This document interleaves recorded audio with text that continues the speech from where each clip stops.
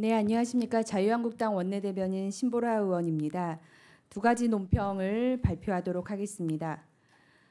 정치 편향성과 도덕적 흠결 해소되지 못한 김선수 대법관 후보자는 자진 사퇴하라.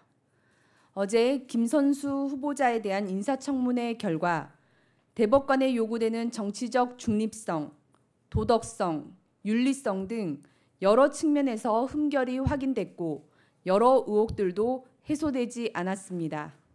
국민의 눈높이에는 한없이 부족한 후보자였습니다. 인사청문회는 그가 얼마나 위선적이며 부도덕한 인물인지 적나라하게 보여주었습니다. 김 후보자는 민주사회를 위한 변호사 모임 활동 문제에 대해 대법관으로서 민병과 관계를 단절하는 데서 출발해야만 할 것이라고 답변했지만 인사청문회에서의 위기를 모면하기 위한 수준에 불과했습니다.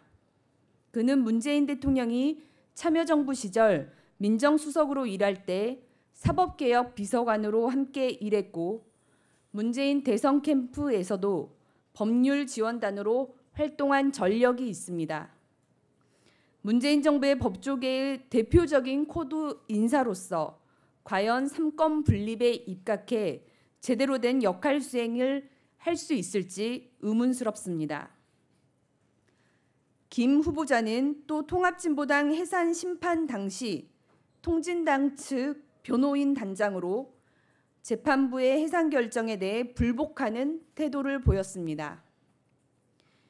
인사청문회에서 그는 결정 수용과는 다른 문제라고 비판을 비껴가려는 태도로 일관했지만 정치적 편향성이 해소됐다고 할 수는 없습니다.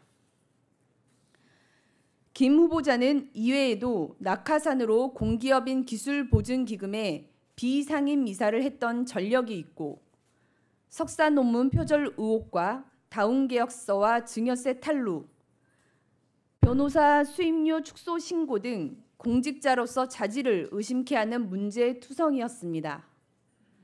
김 후보자가 진보 성향의 인사여서 반대하는 것이 아닙니다.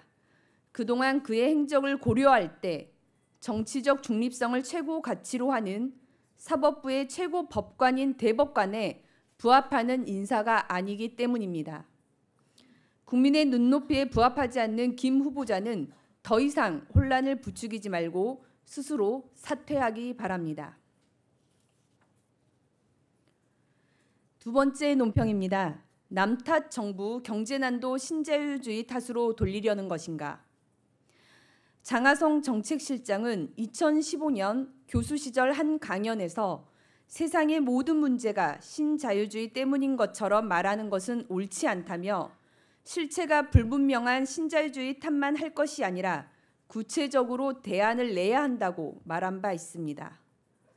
그런데 어제 문재인 대통령은 수석 보좌관 회의에서 지금의 경제난이 계속된 신자유주의 경제정책 때문이라며 경제 패러다임을 근본적으로 바꾸겠다고 말했습니다. 2015년에 장하성이 어제 문재인 대통령에게 묻습니다. 지금 경제난과 경제적 불평등을 신자유주의 탓으로 돌리려 하는 것입니까?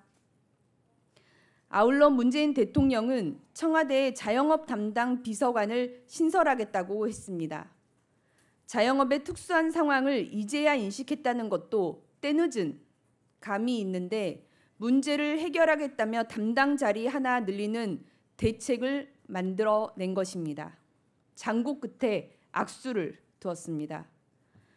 최저임금의 급격한 인상 등에 대한 근본적인 대안을 찾는 것보다 청와대에 일자리 하나 더 만드는 식의 엉뚱한 해법을 찾은 것이 놀랍고 안타까울 따름입니다. 이런 식이라면 문재인 정부 출범 후 일자리위원회가 만들어졌을 때 일자리 문제가 해결이 되었어야 한 것은 아닌지 되묻지 않을 수가 없습니다. 네, 이상으로 자유한국당 원내대변인 논평을 마치겠습니다. 감사합니다.